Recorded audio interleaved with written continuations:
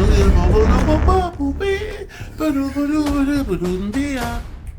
don't have to like who everybody likes. You don't have to uphold who everybody upholds.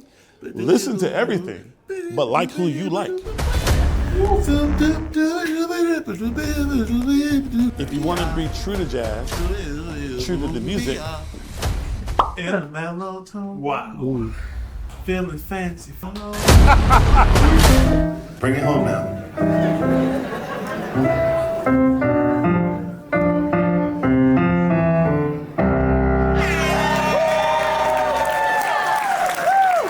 Robert Glasper, ladies and gentlemen.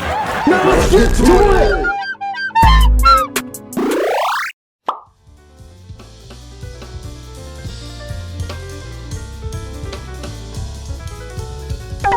Where?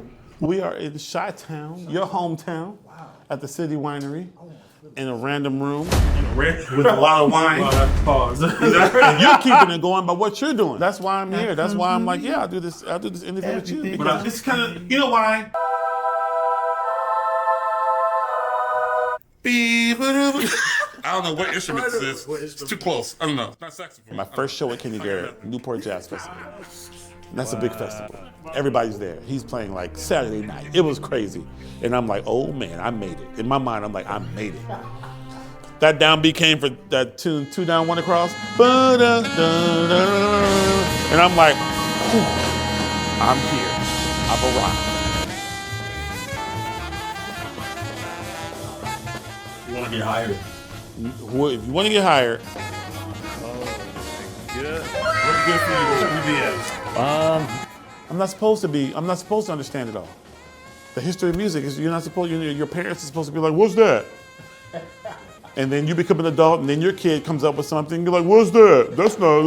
That's the circle.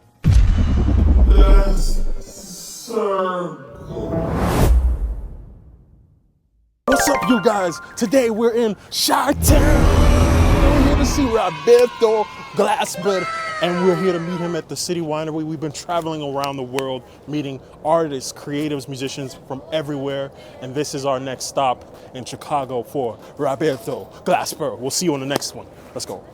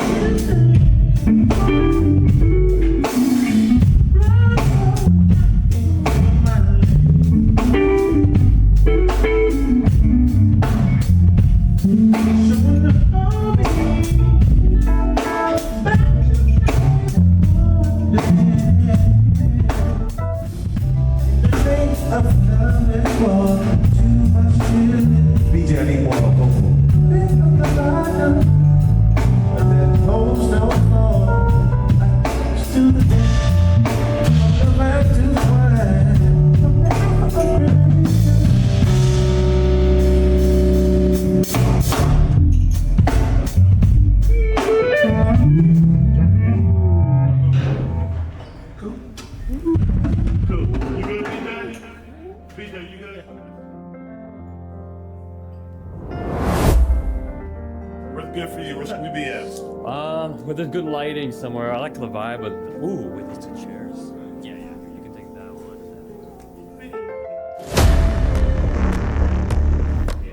Hey. All right, I'm gonna.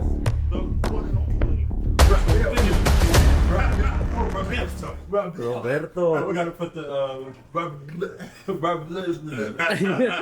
This is round 2, right? Second time. Oh, we did do a quick thing before. Yeah. You sang for us. Did I? Maybe for this one. I gave you vocal styling. Vocal styling. We're here with ROBÉRTO. ROBÉRTO, Glasper. He's in the building. Come on now. So where? We are in Chi-Town, your hometown, at the City Winery, in a random room with a lot of wine. Pause. Yes, we are. I've never been. I played the City Winery many times, but I've never been in this room. So Crazy. absolutely. We'll get right to it. I have some questions for you that people want to know. Mm-hmm. Very special questions. What are, in your opinion, the worst airlines for musicians? Woo! That's a good question. We need to know. Spirit Air. Spirit Air. Make this list for them. Spirit Air, because I remember for many years I was on tour in Europe and stuff and going around, and they would give my bass. That was during the time where, it was during the time where bass players were bringing uprights everywhere. You know what I mean? So, and they will always give our musicians such a hard time. Like, and it's like, man, like even with the cymbals, with the drums, it's like, it was always the airline that gave us the hardest time all the time. So, definitely Spirit Air. There are some airlines I just hate. I hate American. I hate United. United? I hate it. No way. I'm a United. Okay, well, I mean, it's kind of, you know why? Because like if you buy, so I travel business class, travel first class, right. But they don't feel like first class because they just like group one. I'm in there grouping with everybody that's in economy. There's people in economy with group one. Why am I in line with economy people if I have a first class ticket? If we're paying first class prices, or I mean, even if I don't pay it for myself, somebody's paying a first class ticket price. Make me feel like first class. Let me flying first. You don't want to be near the regular. I don't want to be near mere mortals. What I'm saying is like group one is like 90 people in group one. They kind of, it makes you feel like, well, damn, why did they even buy this ticket? Now, when you're on Delta, Delta. they make you feel great. You know why? Because first class, they board first. And then, what do you like to drink? United didn't ask me what I want to drink until 2 hours into the flight. They give you a random water or orange juice when you first get on. And then like an hour and a half into the flight, after they take your food order, what do you want to drink? In Delta, you're drinking what you want to drink before everybody even boards. You know what I mean? To make you feel special. And you should feel special because that's the price of the ticket. Right. You know what I'm saying? That's the price of the ticket. That's right. And on Delta, when you go, if you're late boarding, like say you're boarding, by the time you get there, they're already boarding everybody else. You can cut straight to the front of the line because you're first class. You can't do that at United. Because you know why? Because you're group one. And everybody's fucking group We one. have to wait in the group. that's my problem with it. That's, I never realized. Once you start flying business class, trust me, you'll feel different. You'll feel different. I just started flying business class like 2014, 15. You know what I'm saying? But, once you start flying, it's like, and you know what the ticket is and you know what the people are paying for it. You want to feel like, hey, I'm paying this price. Make me feel like that. Come on now. Man. The next question that I think people want to know, being, artists, recording artists, I know you have crazy stories on tour, but in your opinion, what has been something that really stuck with you as being like one of the craziest things that you've experienced? As an artist? As an artist, yeah. I would say, as an already established artist, there have been times where the racism, can really be a factor. Wow. You know what I mean? And sometimes you just have to check people. Like, you know what I mean? Like, hey, there's a full house out there. You're making your money. You're making great money. Treat me with respect, bro. You know what I mean? This is a business transaction. I did my part. You have a full house out there. You know what I mean? But there are a lot of times where they want to treat you like you're lower than, kind of like what it's been for a very long time. And it's like, we're not there anymore. And understand what this is. You know what I mean? You have to make people realize what you're doing and who you are and give you the respect you deserve. So you mean more sort of promoters and people? Yeah, some promoters and things of that nature, and you know what I mean? And then you gotta understand the game too, because like, you're a promoter, promote. That's your job. I did my job. You have to do your job and promote. You know what I mean? So, which is the good thing about social media. You know what I mean? Because you can kind of help the promoter by going directly to your fan base and be like, hey, I'm gonna be in Berlin. You know what I mean? All my Berlin people, I'm gonna be there because you notice it more in the U.S. or you mean overseas? kind of both. Oh wow. Really, kind of both.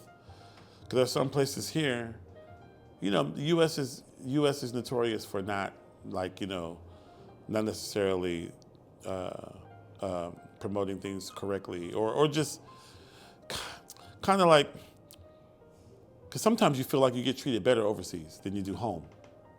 A lot of people feel like they get treated better away from home than home, because home they feel like, oh, you just, I get and it's like, okay, hold on, no, and you have to stop them, like, wait, one second, hold on, you know what I mean?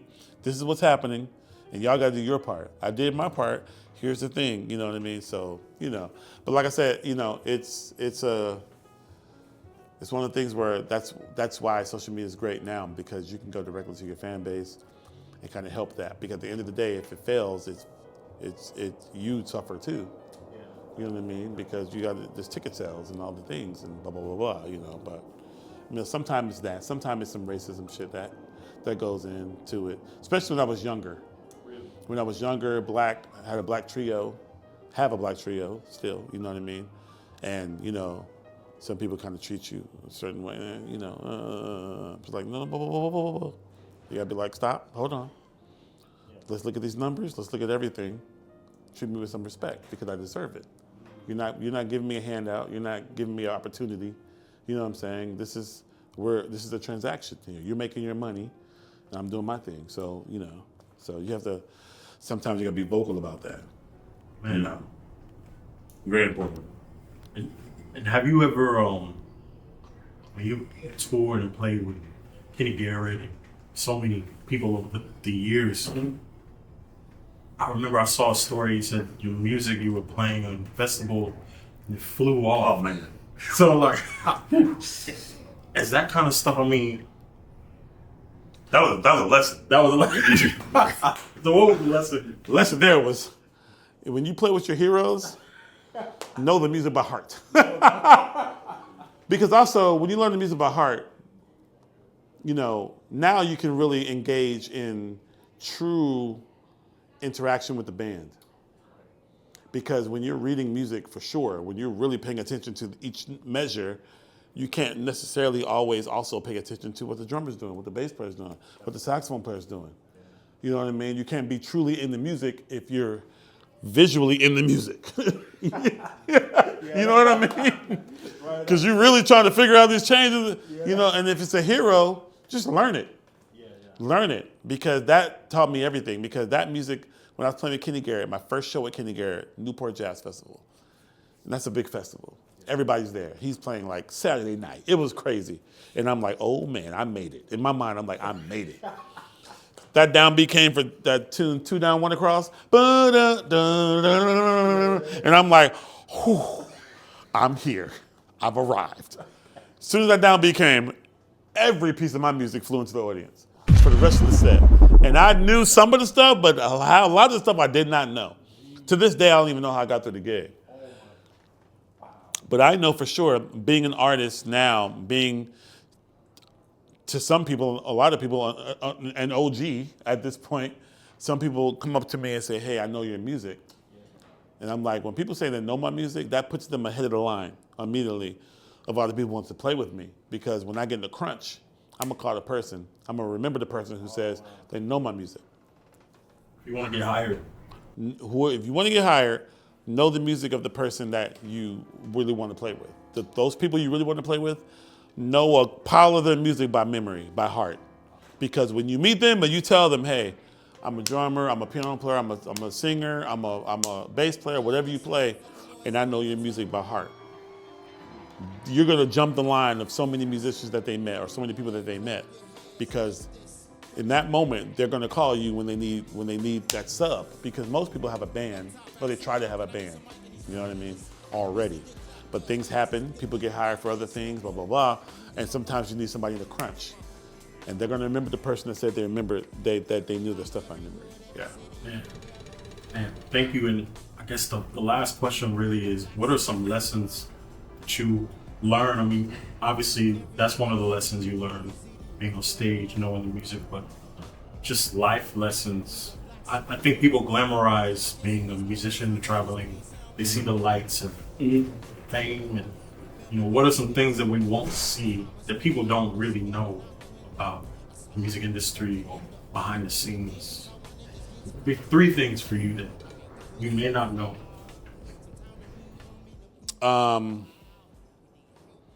Behind the scenes, 3 things you may not know.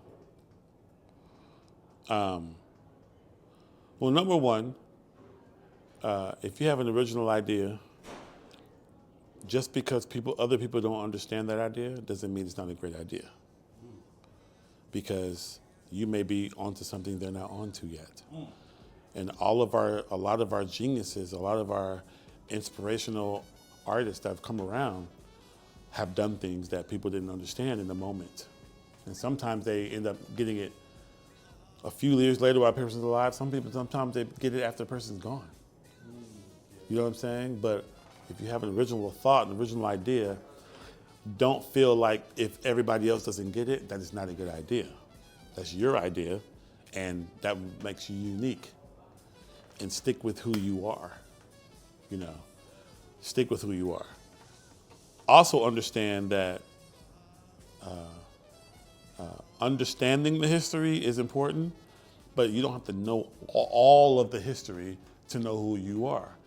Because in jazz, especially, they try to make you, the institutional part of it tries to make you feel like you have to study all of it and know all of it before you become who you are. You know what I mean? And that's not the case. And that's how people treat you in jazz. And that's why there are so many new artists in the other genres that come around that are cracking, because they don't have that over their shoulder. You know what I mean? Chris Brown didn't have to understand about Sam Cooke before he became Chris Brown. You know what I'm saying? Like, you don't have to do that. But it's important to have your own understanding of the history. You don't have to have all of it. You don't have to know all of it. You can keep learning as you go, but that doesn't mean put who you are on hold either. Also, you don't have to like who everybody likes. You don't have to uphold who everybody upholds. Listen to everything, but like who you like. Listen to everything. Somebody says, check this person out, listen to it. If you don't like it, don't like it. Because that's what makes you who you are. What makes you who you are is who you like and who you don't like. Matter of fact, if you dislike the people that everybody likes, that makes you kind of more of an individual than them. You know what I'm saying? A lot of ways, because a lot of people, I didn't understand Thelonious Monk until I was way into my adulthood. And I used to get into arguments with grown-ass men, jazz musicians, because when they would ask me who my top people are, I would never mention Monk. And I'm like, hey, that is not, everybody, in the course of time, somebody comes into your life that changes you and your aspects of things, your outlook on things. And sometimes it's better that you get somebody later. If I would have I didn't get Herbie really until after college. Wow. And I'm glad, because if I would have got him really before college, I would be a Herbie clone. I already have a Herbie in me, obviously, but I'm not a Herbie clone. You don't hear me and be like, oh, that's just Herbie. You know what I mean? You can hear like, oh, he's influenced by Herbie, of course, but I'm not a clone. You know what I mean? And if I would have really been on some Herbie in high school, I'd probably be a Herbie clone. But luckily, I didn't really truly grasp him until after college. And after that, I had already kind of had my own thing. I was more into Chick and Oscar and some other people, Keith. And then later I got into Herbie, but everybody has their own path of when they discover and how they discover. You know what I mean? You're not supposed to discover the same people everybody else discovered at the same time. Everybody has their own road. And that's what makes everybody different.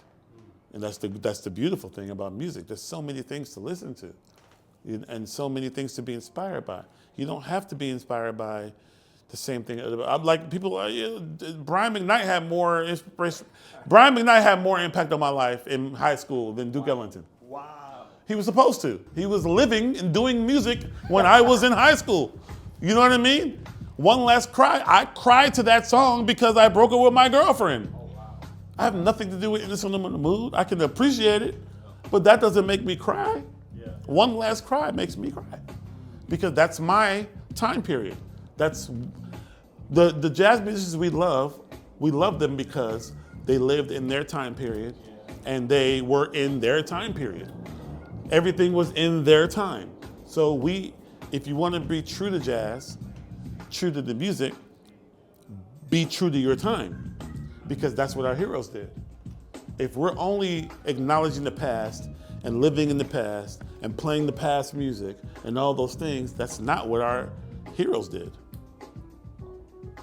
So if you truly want to be in the lineage of jazz and you truly want to, continue the legacy of the music, let's do what they did. They lived in their time period and they dealt within their time period. That's why My Favorite Things is the standard now. Was it the jazz tune? Absolutely not. It was from a musical. But they were like, yo, we're gonna make this cool. We're gonna take this and we're gonna make this a jazz tune. All the Things You Are, not a jazz tune. But they took what was around them at the time and they made it cool. So now we're 80 years in front of them. We're taking what's cool and making it jazz. So when people say that's not jazz, motherfucker, we're following the actual history of the music and the heroes of the music and pulling from what's around us. And that's the lineage of that. That's the true journey of jazz. That's when you really want to get down to it. Because a lot of jazz police want to tell you what's jazz and what's not. You know what I'm saying? But if we're really talking about it, we're doing what Train did. We're doing what Miles did by taking hip hop and doing something different. Miles was taking hip hop and doing something different in the 90s. That's real. You know what I mean? With Easy Mo B. He was producing records for fucking, he was doing Craig Mack. He was doing Biggie. He was doing Tupac. Easy Mo B. Miles' last things was with Easy Mo B. And he was in some hip hop stuff. That's what he was going for. He would have worked with Jay Dilla if he would have stayed alive. You know what I mean? So it's, you got to be weary of the people you listen to in jazz too, because some people are OGs, but they have the wrong message. They feel like things should stay a certain way because that way they can be a part of it. If it stays a certain way and it stays a certain way, they can be a part of it and they can understand it. But if it moves on too forward, now they're out of it and they can't understand it anymore. So now they're like, wait, that's not jazz. No, it's jazz. You just don't understand it. And it's supposed to be like that. Jazz is supposed to move and change like any other genre of music. It's like a kid. You want your kid to stay 5 years old the whole time, but they're not. They're gonna eventually grow into an adult, you know what I mean? And move on, and that's what music is. And the thing is, as long as it's moving, even if you don't like it, hip hop has gone somewhere I'm not necessarily happy with, but fuck it, it's moving. It's alive. I'm not supposed to understand it all. The history of music is your parents are supposed to be like, what's that? And then you become an adult, and then your kid comes up with something, you're like, what's that? That's the circle. That's the cycle. And if there's a cycle, that means it's moving, it's going. You know what I mean? Wow. ROBÉRTO, GLASPÉR. And you're keeping it going by what you're doing. You know what I'm saying? You're keeping it going, bro. That's why I'm here. That's why I'm like, yeah, I'll do this interview with you, because you're somebody that understands the history, but you're not held back by the history.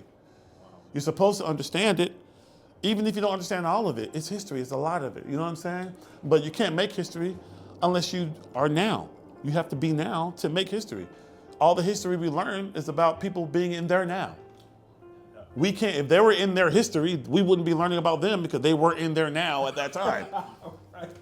That was really confusing, but you know what I'm saying? You feel me though? I feel that though. You feel me? Yeah, that's the thing. And there's so much now to be caught up on. We gotta be of our now so we can make our own history. You know what I mean? But some people skip the history and they don't have all the shit. And it's like, okay, they try to use now as a crutch. Like, oh, well, I'm just now. No. Study. Study. You know, learn the language before you can fucking talk. Learn to crawl before you can walk. I'm just saying you don't have to know the whole dictionary. You know what I'm saying? But, you know, learn the proper amount of things so that you can properly move forward. And you know what I'm saying? You know, you know, be of your now. That's the important thing. Be of your now. Who are you right now? That's the most important thing. Mic drop. Robert Glasper, the great, the one and only. Thank you. My brother's such a pleasure, man. Absolutely. You want to sing for us? One of my new song there. Oh my God. He took a sip. In a mellow tone. Wow. Ooh. Feeling fancy free. This is the future. I'm not alone. I've got company. Everything's okay. I'm living a lifelong day in this mellow zone. You can't go wrong in the mellow tone. That's the way to live. If you mope and grow, something's gotta give. So go your way. Live a lifelong day with this mellow song in the mellow tone. See, that's in the now. This is the future.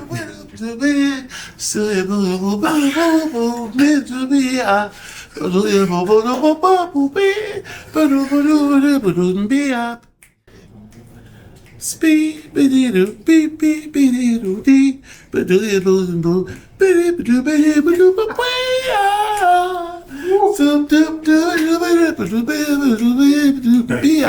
finger moves.